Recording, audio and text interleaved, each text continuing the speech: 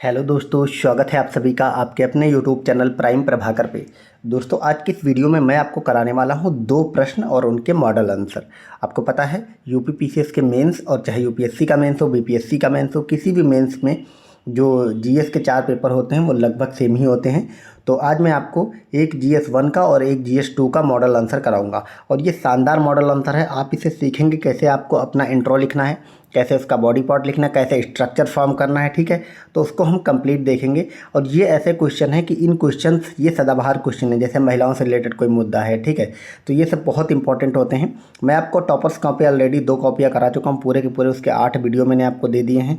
उसके अलावा मैंने आपको 2 वीडियो दिए थे, 2 निबंध भी मैंने आपको करा दिए हैं। उन सब की यूपी पीसीएस मेंस की प्लेलिस्ट मैंने बना दी है और लिंक डिस्क्रिप्शन में है। और मैंने आपको लगभग सारे मतलब मॉडल आंसर और कॉपी जो होती हैं टॉपर्स की, उन सब के पीडीएफ भी अपने टेलीग्राम पे डाल दिया है। अगर आपको वो चाहिए तो टेलीग्राम ज्वाइन कर लें, वहाँ पे पड़े हुए हैं, आप देख सकते हैं। और कुछ और जो बाकी हैं वो मैं अभी और उस पर अपलोड करते रहूँगा, ठीक है। तो मॉडल आंसर में आज हम 2 प्रश्नों के माध्यम से आंसर राइटिंग करना सीखेंगे। तो इसमें हमारा जो आज का प्रश्न है वो है, आधुनिक भारत में महिलाओं से संबंधित प्रश्न 19वीं शताब्दी के सामाजिक सुधार आंदोलन के भाग के रूप में उठे थे।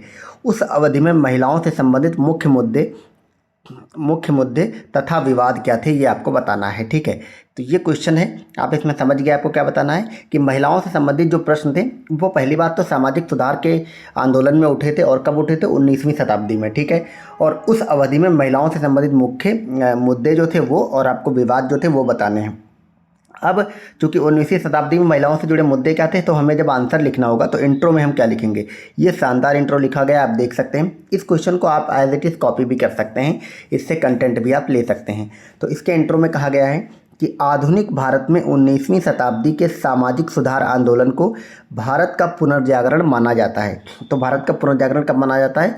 19वीं शताब्दी के सामाजिक सुधार या सामाजिक धार्मिक जो सुधार आंदोलन थे उसको भारत का पुनर्जागरण मानते हैं। इस आंदोलन में भारत में सदियों से चली आ रही रूढ़िवादी अधिग्रहण तथा भेदभाव तथा महिलाओं को लेकर उनके सशक्तिकरण से संबंधित मुद्दों पर ध्यान केंद्रित किया गया था, ठीक है। तो ये शानदार चीज़ लिखी गई। यहाँ पे केंद्रित लिखा है, मतलब ये गलत लिखा है, केंद्रित होगा, ठीक है, क्योंकि आपको वर्तनी की शुद्धियाँ नहीं रखनी है आंसर में। हिंदी में आंसर लिख रहे हैं आप तो हिंदी अच्छी होनी चाहिए, ठीक है। अब इन्होंने इतना लिख दिया इंट्रो में, उसी बात की पुष्टि कर दी जिस बात को इन्हें बताना है। अब अगला है कि इस काल में उठाए गए समस्त प्रमुख मुद्दों में महिलाओं से संबंधित सामाजिक सुधार महत्वपूर्ण रहे, जिसके प्रभाव संपूर्ण पुनर्जागरण काल में दिखते हैं, ठीक है। तो जिसके प्रभाव क्या है? संपूर्ण पुनर्जागरण काल में दिखते हैं, जिसने महिलाओं के जीवन को बेहतर बनाने में अहम भूमिका निभाई, जो इस प्रकार है। तो अब क्या क्या भूमिका निभाई?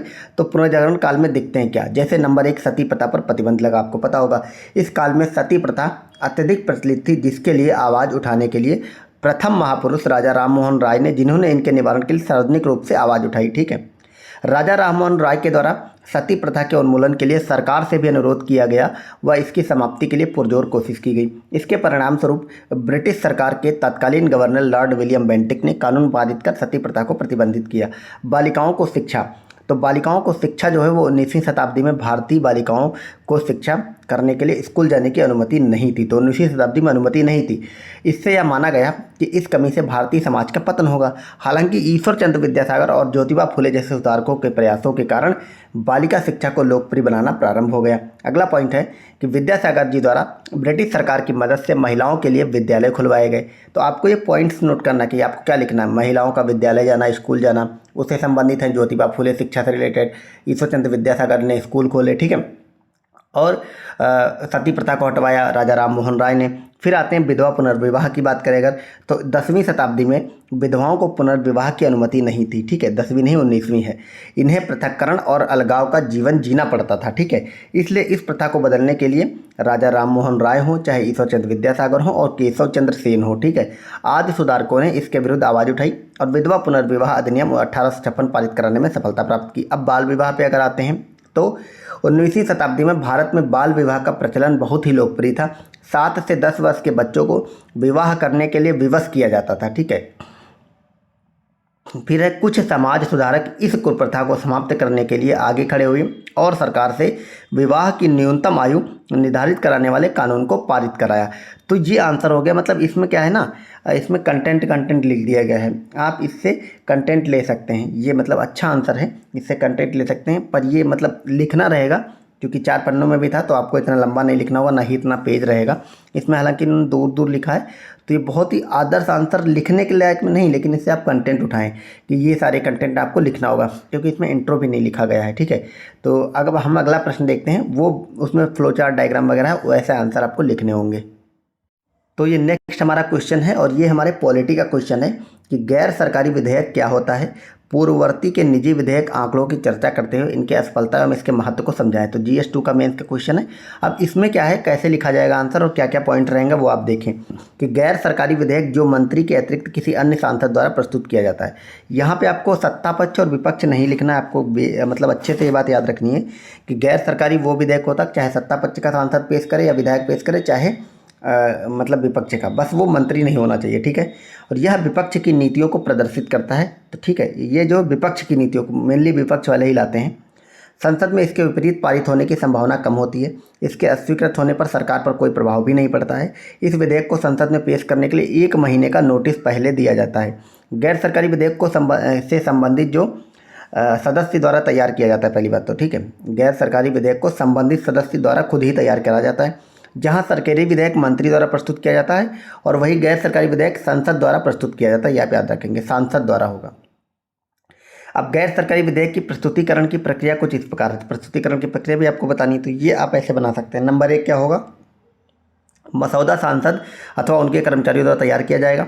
विधेयकों के तकनीकी और कानूनी मामलों की जांच संसद सचिवालय करेगी।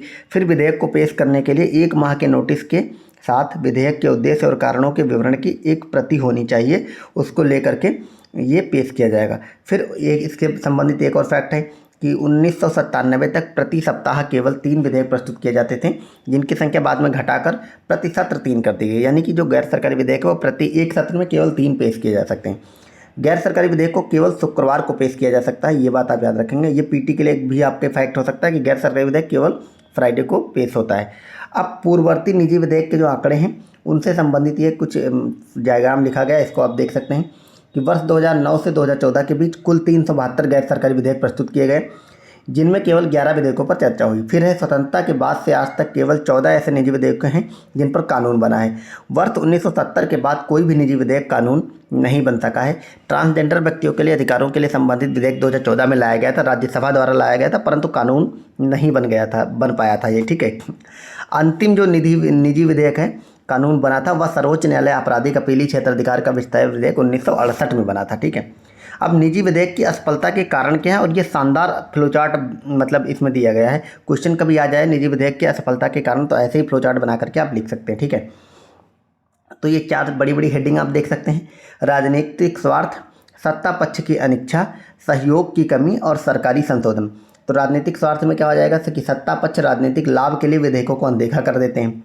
सत्ता पक्ष अक्सर गैर सरकारी विधेयक को गंभीरता से नहीं लेता है। फिर सहयोग, विपक्ष और अन्य दलों का समर्थन न होने से विधेयकों का पारित होना मुश्किल होता है। विधेयकों को सत्ता पक्ष के रूप संशोधित करने से उनकी मूल भावना बदल सकती है, ठीक है। तो ये सब पॉइंट्स हैं, इस कारण ये पास नहीं होते। अब निजी विधेयक का महत्व क्या होता है, तो ये महत्व बताते हुए आप इसका आंसर को समाप्त करेंगे इंट्रो के साथ, ठीक है। तो विधायी हस्तक्षेप होता है, पहली बात तो इससे, ठीक है। तत्काल विधायी कार्यवाही की आवश्यकता वाले मुद्दों पर ध्यान केंद्रित करता है। ये सांसदों के लिए एक मंच उपलब्ध कराता है कि सांसद जो है अपने निर्वाचन क्षेत्र के मुद्दों पर कोई कानून बना सकते हैं। विपक्षी दलों का रूप भी आता है कि विपक्षी दलों की क्या भूमिका हो सकती है। विपक्षी दलों के दृष्टिकोण नेताओं को उजागर करता है, ठीक है। तो ये हमारे 2 आंसर हो गए। और ये आप लोग बताइए कि मुझे अपनी जो ये अभी मैं तो टॉपर्स कॉपी आपको और कराऊंगा, पर मुझे लगा 2 आंसर मॉडल आंसर अच्छे हैं ये, तो इनको भी करा दिया जाए, ठीक है। बाकी ये सब पीडीएफ के लिए आप टेलीग्राम से जुड़ जाएं, उसमें बहुत सारे पीडीएफ मेंस का मटेरियल। और आपके पास अगर एथिक्स की अभी तक कोई नोट्स नहीं है तो मेरे पास शानदार एथिक्स की नोट्स है, उसमें फ्लो चार्ट डायग्राम सब यूज है, मॉडल आंसर भी लिखे हुए हैं प्रीवियस ईयर क्वेश्चन के, और शानदार सब जो आंसर हैं वो फ्लो चार्ट डायग्राम के माध्यम से लिखे गए हैं। तो अगर आपको वो बुक चाहिए या वो नोट्स चाहिए तो आप डिस्क्रिप्शन में जाएंगे, वहाँ पे एक नंबर दिया होगा, उस नंबर पे आप लोग मतलब मैसेज करेंगे व्हाट्सएप पे, और हाय हेलो एथिक्स नोट्स लिख के, तो उस पर आपको थोड़ी देर बाद भेज दिया जाएगा, ठीक है। बाकी टेलीग्राम से आप लोग जुड़ जाएं। मिलते हैं नेक्स्ट वीडियो में। Thank you so much.